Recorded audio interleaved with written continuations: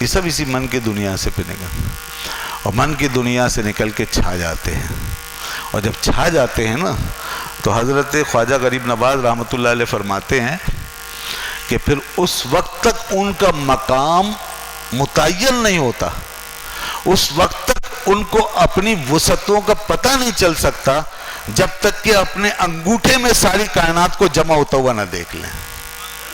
یہ مقام ہے ان کا۔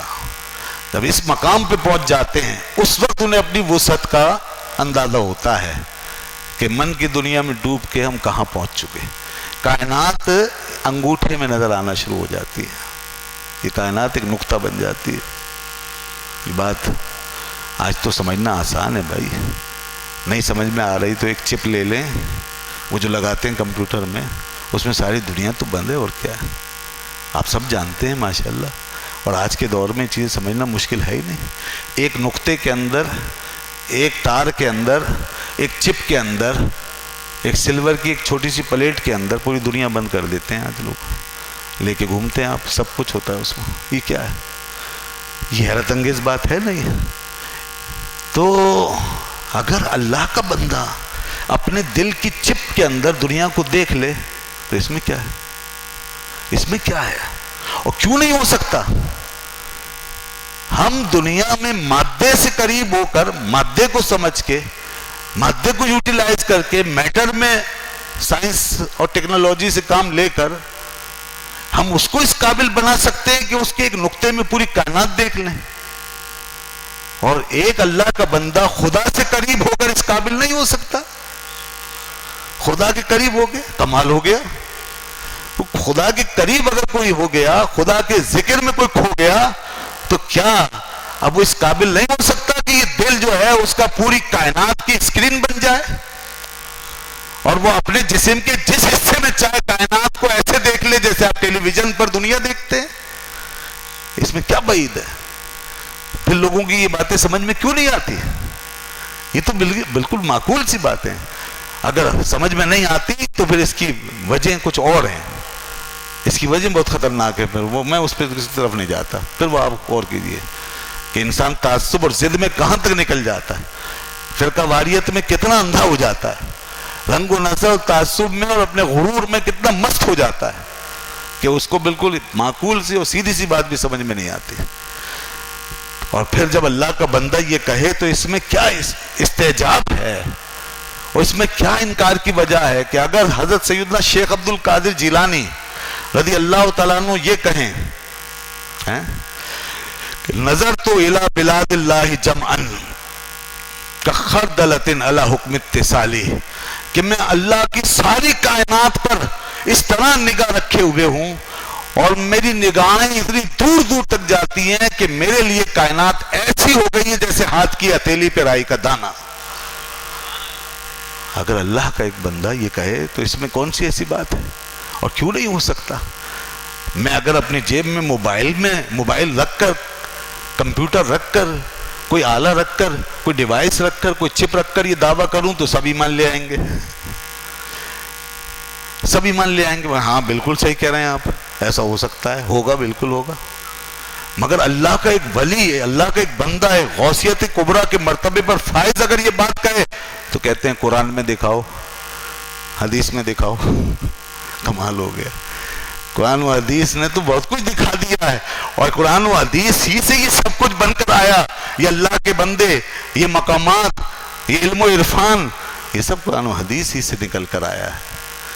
یہ کمال قرآن و حدیث کا ہی ہے۔ ہم کہتے ہیں مادے میں اور مادے کی کتاب میں، افلاطون کی، ارسطو کی کتاب میں جب دنیا اتنی ترقی کر سکتی ہے کہ ایک چپ کے اندر ساری دنیا داخل ہو سکتی ہے، تو اللہ کی کتاب میں ساتوں زمینیں اور ساتوں آسمان اگر داخل ہو جائیں تو کیا بعید ہے؟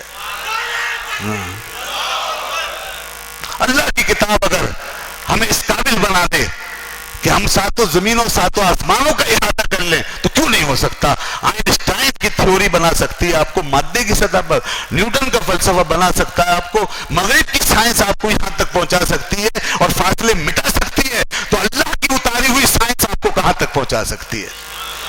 قرآن اللہ کی سائنس ہے، قرآن اللہ کی سائنس ہے۔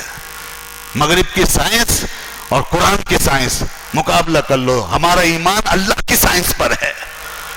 مغرب کی سائنس غلط ہو سکتی ہے, دھوکہ ہو سکتی ہے, مغرب کی سائنس بدل سکتی ہے, مگر اللہ کی سائنس وہ حرف آخر ہے. یاد رکھیے گا, جب اللہ مغرب کی سائنس پہ ایمان ہے لوگوں کا, اللہ کی سائنس پہ ایمان نہیں, قرآن کی سائنس پہ, قرآن کے تجربے پہ, قرآن کے کمالات پہ. قرآن نے تو ہزاروں سال پہلے ایک شخص کا کہا تھا کہ اس نے اللہ کی ایک اس کتاب کا مطالعہ کر رکھا تھا جو اس وقت کے نبی پہ نازل ہوئی تھی, ہزاروں سال پہلے. توریت قرآن کے برابر تو نہیں, منسوخ بھی ہو گئی, اس وقت کی کتاب. وقال الذی عنده علم من الکتاب, اللہ کے ایک بندے نے اس کتاب سے کیا نکالا تھا؟ اللہ نے فرمایا اس نے کتاب ایسے پڑھی تھی کہ وہ حضرت سلیمان علیہ السلام کے دربار میں کھڑا ہو کے کہتا تھا کہ میں بلقیس کا تخت 1500 کلومیٹر سے ایک پلک جھپکتے ہی لا کر رکھ دوں گا. 1500 کلومیٹر کے فاصلے سے بند مکفل بھاری وزنی تخت اٹھا کے ایسے لا کے رکھ دوں گا کہ پلک بھی نہیں جھپکے گی اور تخت آ جائے گا. اللہ نے فرمایا اس کے پاس میری کتاب کا علم تھا. تو لوگ اس آیت کے تحت یہودیوں کی کتاب کے اندر یہ علم مان لیں گے ہو, اور رسول اللہ صلی اللہ علیہ وسلم پہ نازل ہونے والی کتاب کے تحت غوث اعظم کا کرشمہ نہیں مانیں گے, خواجہ غریب نواز کی شان نہیں مانو گے, حضرت عمر کی شان نہیں مانو گے, رسول اللہ کے غلاموں کی کہ جو منبر پہ کھڑے ہو کر کہاں ایران میں ناوند میں اپنے گورنر کو ہدایت دیتے ہیں کہ ساریہ کو, حضرت ساریہ, یا ساریہ تو الجبل, یا ساریہ تو الجبل, اے ساریہ پہاڑ کی اوٹ لو, اے ساریہ پہاڑ. یہ کیا ہے؟ یہ ہے رسول اللہ صلی اللہ علیہ وسلم کے غلام, یہ ہے قرآن کا علم, یہ قرآن کا علم ہے, یہ قرآن کی سائنس ہے.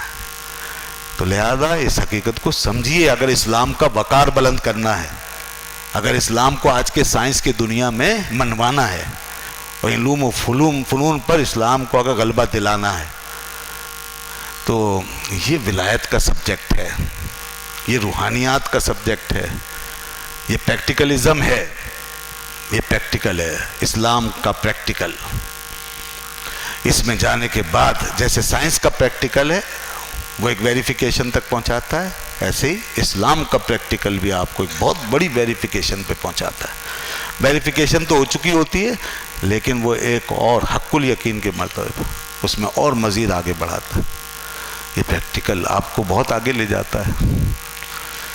اس لیے اس پریکٹیکل کے ساتھ, اس علم کے ساتھ, اس تجربے کے ساتھ جب بھی دنیا میں کوئی آئے گا نا, تو دنیا کے علوم و فنون اس کا مقابلہ نہیں کر سکتے.